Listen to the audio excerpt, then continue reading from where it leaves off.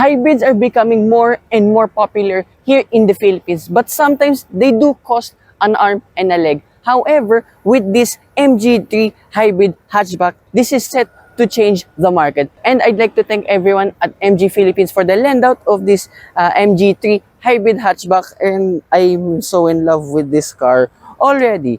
Anyways, I have driven this exactly a year ago back at MG Taguig, but that was just a quick burst test drive. And having driven this for more than a week now, there's a lot to like about this MG3. Along with its striking looks, there's a lot more gimmicks now with this top-of-the-line hybrid variant.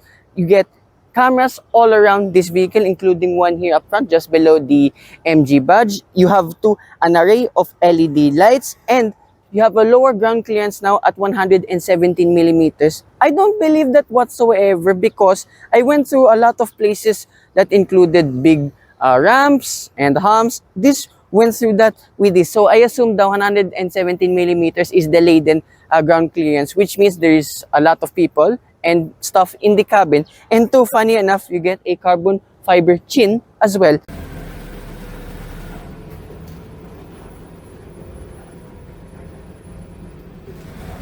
And of course, the best bit of them all, the MG3 hybrid comes with a new power unit. One, you have a 1.5 liter naturally aspirated 4-cylinder engine mated to a 1.83 kilowatt hour battery. So a combined output, you have 187 horsepower and 250 Newton meters of torque, mated to a whopping 3-speed direct hybrid transmission. And judging from the title of this video already, this is already a true pocket rocket. And few more additional bits with the engine. Despite not being a turbocharged engine, there's heat shield all around it, which is a nice touch too. Down the side profile of this MG3 hybrid, the dimensions of this are a little bit smaller than the hatchback that I was supposed to buy back in 2020. So the stars are already kind of aligning on this one. And these are running on 195, 55, and 16 series tires and wheels respectively. So which is already big for a hatchback itself. And here on the side mirrors, these have repeaters and cameras underneath. And finally, here at the rear of this MG3 hybrid, it is identical to the rest of the MG3 lineup, but the only way you can tell that this is the hybrid are the additional badges here below the model itself. And being a hybrid, you have green plate, which is of course part of the coding exemption. And I literally shot this on a Wednesday. No enforcer stopped me, which is good. And yeah, more stuff here, plastic bits. You have a diffuser and a exhaust pipe. And what I like about this MG3 hybrid hatchback, well, all of the MG3 hatchbacks in general, you have a good amount of boot space. So here you have a total of 241 liters. You can fit 5 gallons of water here with ease, and underneath you can see the vehicle's battery itself. And what I like, this comes as standard too with a tonneau cover, which some of the cars in general do not have these days, and will double once you fold all of the seats down. So this is around like 600 to 700 liters, which is on par with some of the hatchbacks in this segment. And apologies if this car is really dirty, because I just had this car wash last night and it decided to rain. Now, here in the interior, once again, of this MG3 hybrid, and before we continue on, this is what I like about this vehicle being a hybrid. The engine has not kicked in since I did my B-rolls of the engine. And going back, here in the door card, everything's plastic, but at least you have leather soft pads here for your elbows, along too with orange stitching, and yeah, pretty conventional door card. Now, compared with the rest of the MG3 lineup, this has a much better interior. Yes, this one is still maybe plastic, but it makes up for it. You have leather touches here that stretches all the way to the right side, and I like this pattern here too for the passenger side as well. And on the left side, you have your door lock mechanisms, along too with your side mirror and headlight leveler adjustments. And like all current MGs rather, you have this square shaped steering wheel now. It's a lot larger than usual once you get the hang of this, but hey, I don't mind it anyway, since my former daily car had a much bigger steering wheel itself. And you have a lot of buttons here for your adaptive cruise control and for your volume and instrument cluster adjustments. Now, this one's a little bit weird for me because it takes time to get used to this, because if I want to adjust the instrument cluster, you have to click this one, and then in case you play music that's really loud and then you have to want to lower the volume itself, you have to click it again, and then now you can lower it down. So it's just a little bit weird, but hey, I got used to it pretty quickly at least. And speaking of your instrument cluster, this is a 7-inch display which displays of course a lot of information. So you have your fuel economy, your power meter,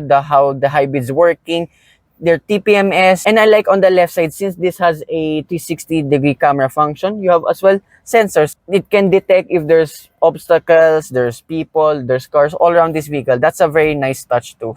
And here you have your 10.25-inch infotainment system with wired Apple CarPlay and Android Auto. They work perfectly fine, and you have onboard navigation as well. Sadly, I do not know how to operate this, but hey, looks pretty okay too. And there's a lot more you can do with this infotainment system. So swipe here to the right, and you have a 360-degree camera. So you have a 2D mode and a 3D mode. The resolution is really good, so just a little bit delay once you're swiping the vehicle from left to right or up and down. But hey, it's a nice addition at this price point, and there's a lot more safety features with this MG3 hybrid.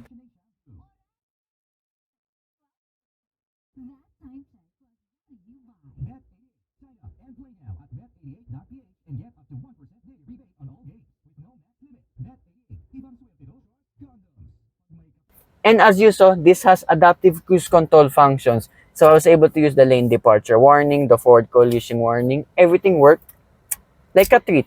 And further down the infotainment system, shortcut buttons for your climate and for your volume control. And with my same nitpick exactly a year ago, the volume buttons are just a little bit of a stretch, but once you get the hang of this part of the steering wheel, it's a no-brainer, literally. Further down below, you get two cup holders with the divider, so you can remove it easily. And you have one of each Type A, Type C USB port, along with a 12-volt socket and a pad here. So again, another nitpick, I wish it was wireless charging, but my phone isn't capable anyway, so I'm cool with that.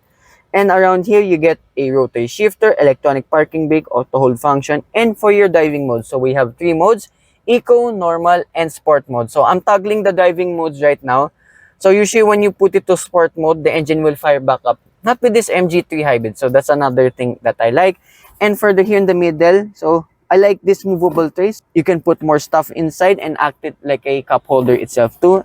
So this center console box is connected with it. And again, there's a lot of stuff that you can put in it. It's not that deep, but hey, at least there still is. And you have a glove box that shows again your very large red MG manual. This again, decent amount of space as well. And further above here, you have your SOS buttons and halogen lights.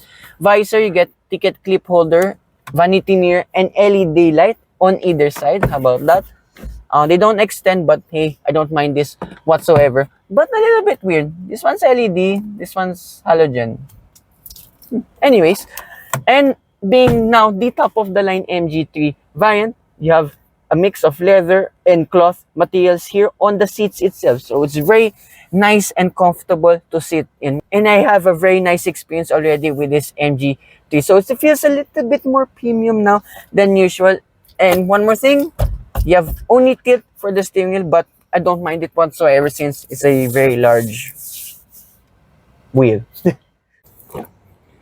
And finally, here at the rear of this MG3 hybrid hatchback, here on the door card, pretty much the same like the ones in front. Majority here, it's all plastic, but at least it still retains your leather soft pads and orange stitching for your elbows. This is already my normal driving position, and the space is pretty good, just about. I can stretch, and headroom, pretty decent too. Remember, I'm a short, skinny guy at only 5'4", but for me, I'm very happy to sit here in the rear seats. And behind both front seats, you have 2 map pockets on either side. And how about this? In the middle, you have 2 air conditioning vents, 1 Type A USB port, and a cubby space. And the map pockets is perfect for putting this. Now, if I sit here in the middle, okay, just about a tad softer than either left or right side of the seat. But remember, the middle seat's all leather compared to the cloth. And yes, okay, still here in the middle, there's a transmission tunnel. It's wide enough, but it's not so bad either to sit here. So I think you can squeeze 3 to 4 people of my size here at the rear. And one nitpick only with this MG3 hybrid hatchback's rear seats, there is no central armrest whatsoever. And that's the first time the engine kicked in this entire build. How about that? Now driving the MG3 hybrid, and again being a hybrid, oh, I could literally end the video right now. There's so much to like about this MG3. It's fast, agile, and very, very fuel efficient. I could say too that this car is the best of both worlds. For one, it can be a nice, quiet daily cruiser, and the other, it can be a touring car. Being a hatchback too, with this much power, it's very fun to drive. I find the steering feel a little bit lacking too because I don't feel any feedback. However, the ratio itself, it's still a very direct steering wheel at least. The suspension is very balanced too, not too hard, not too soft. So just driving here around in Greenhills, like over big manholes and humps, yeah, this is one of the more comfortable and again balanced hatchbacks in this segment. And as such here, over a big hump rather, yeah, goes to them with these. And remember the ground clearance too, as I stated earlier, it's 117 millimeters. But I think with just one person on board, like me, for example, yeah, I think this is a much higher ground clearance than usual.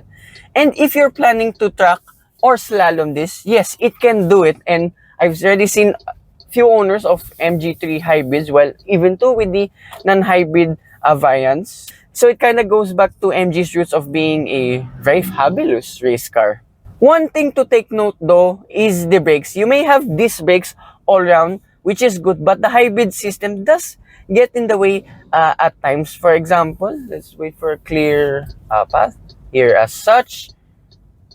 Right, I'm just tapping the throttle, brake pedal rather, then I want to go to a full stop. Yeah, it can be a little bit grabby at times. However, I have driven a lot of new energy vehicles at this point, so I'm kind of used already to this system. And what's nice to being a small vehicle and having a fast-ish steering ratio, the turning circle is very tight too. So this is like almost or even less than 3 lanes, which is a good thing for a car of this size. And going back to the braking system, again here, brake, brake, brake, and then brake harder, and my face is gone. But it's not like this all the time, at least, because when the battery is already almost full, yeah, the braking system is pretty much normal already. However, at least the hybrid makes up for it, being a hybrid, is its fuel efficiency. This is one of the more fuel efficient hybrids that I tried out so far. Well, as well being the only hatchback too in this segment. So without even trying, here in the city, I manage 13.5 kilometers per liter. That is pretty much insane. You can even go up to 14 or 15 kilometers per liter according to my friends from the media. And on the highway, this is its biggest trump card. You can max out at 22.2 kilometers per liter, and at the combined figure, it's at 18 kilometers per liter. So it literally says in the MGPH, you can do 23 kilometers per liter. That's literally bang on the money on what MGPH claim on this MG3's fuel efficiency. And of course, again, if you're not planning to do an eco run, holy yep, this is such a fun vehicle. Now one might say, how does this hybrid system compare with the rest of the hybrids available in the market today? I would say this is a big surprise too with this MG3 hybrid hatchback. It's very seamless and very smooth.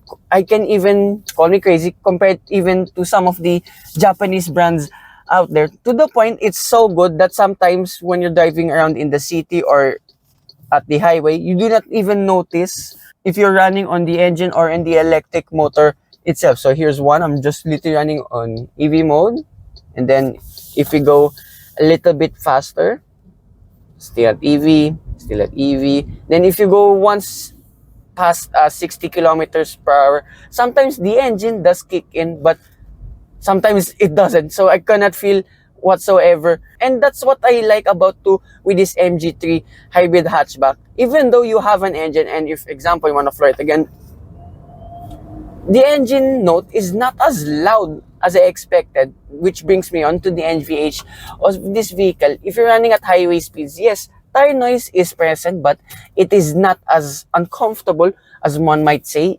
And yeah, it reminds me of some of the, again, Japanese brands out there.